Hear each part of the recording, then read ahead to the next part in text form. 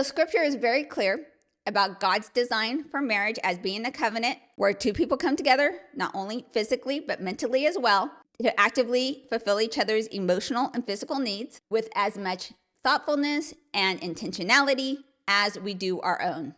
So now that we know what God's design for marriage was from the beginning, let's go ahead and move on to divorce. We're going to go ahead and really deep dive into Matthew 19. And when we're reading this chapter, it's very important that we look at the historical context and what was going on at the time because it's super relevant. Now in Matthew chapter 19, verse 3, it says, the Pharisees also came unto him. Now when it says the Pharisees also came unto him, they're talking about Jesus, tempting him and saying unto him, is it lawful for a man to put away his wife for every cause? During the time of Jesus, there were a couple different main religious kind of groups. Like they were all Jewish, but the way they thought about things was a little bit different. And the primary ones were the Pharisees, the Sadducees, I hope I'm saying that right, and the Essenes, which we don't really hear a whole lot about them.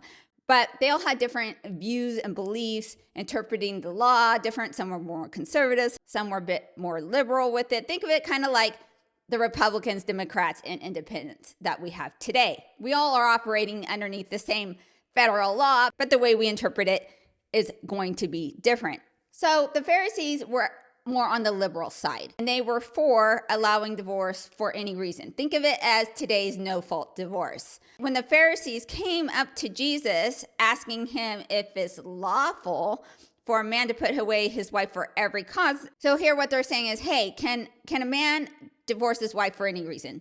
And so Jesus, knowing exactly what they're asking, says, no, you can't just put aside your wife because some other younger, prettier thing comes along and you just want to be able to put her aside.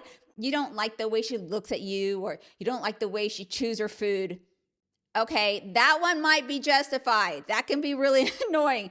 But you have to understand that this every cause divorce, what exactly would that mean for the wife who was put aside or divorced? So at the time, the culture was a true patriarchy. Not the same type that society tries to tell us that we're in today. No, this was truly a patriarchal society in which women had no rights at all. They weren't voting. They could have jobs within their household or underneath operating their families, but one in which they would be able to survive or maintain their own household certainly was not the case.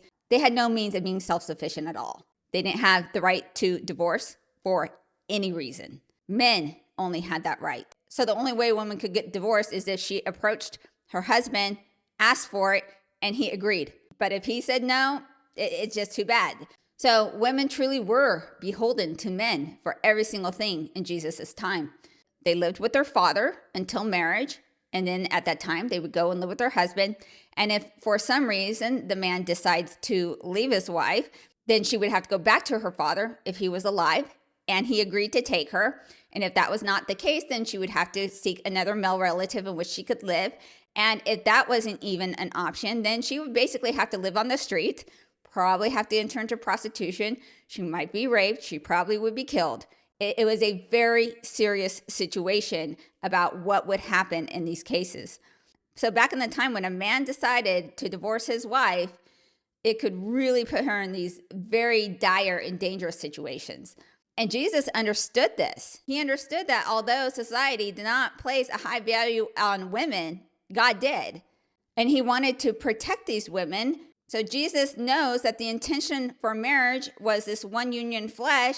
So being able to just divorce a woman for simply any reason whatsoever, highly deviated from God's original intent that it's a serious relationship protected by covenant, one where it's not forbidden to break, but should be done so only as a very last resort.